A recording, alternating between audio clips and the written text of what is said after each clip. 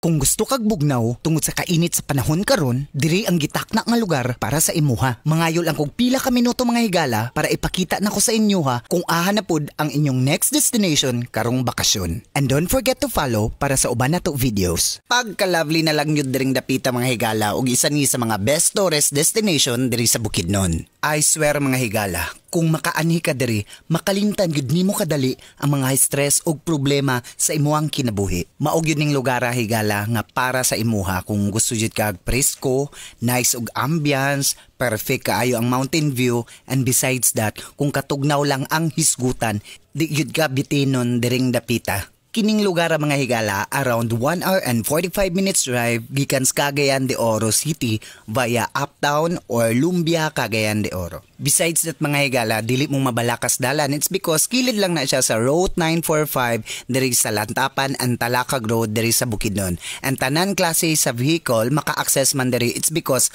fully simentado man siya. Mauday ni ang isa sa mga sikat nga tourist destination diri sa Route 945 ang Lantaw 360 diri sa Barangay Lirungan, Talakag, Bukidnon. Ug last part na ni siya sa Talakag, Bukidnon before ka moabot sa Municipality of Lantapan, Bukidnon. Ang entrance fee diri kung mag-day tour lang ka, around 30 pesos only. And besides that, naana sila restaurant dira para maka-order ka sa imong gusto nga food in a reasonable price. Pero kung magdala kag food mga higala, naapod sila corkage fee, minimal lang po din noon. Kung gusto ka mag-overnight stay para ma-feel nimo ang night ambience o night scene diring dapita, naapod na sila mga tent and rooms to rent. Pwede ka makarenta sa ilang tent nga tag 300 pesos per person whether kamo magdala or naman po sila tent nga pwede sila maka-provide.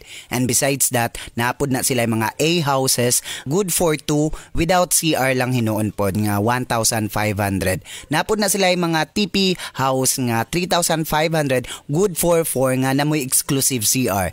Also kubo kung gusto ninyo nga medyo native og design, naana sila tag 2,000 pesos good for 4 without CR lang gyapon na, pero ang ilang CR sa ilang common limpyo man pod hinuon. And besides that, ang ilang pinakabag-o ang Big A house nga good for 15 packs nga tag 10,000 pesos ang rental, na own kitchen, na moy own CR, inyo pong own dining area o inyong mga spacious nga exclusive room sa sulod.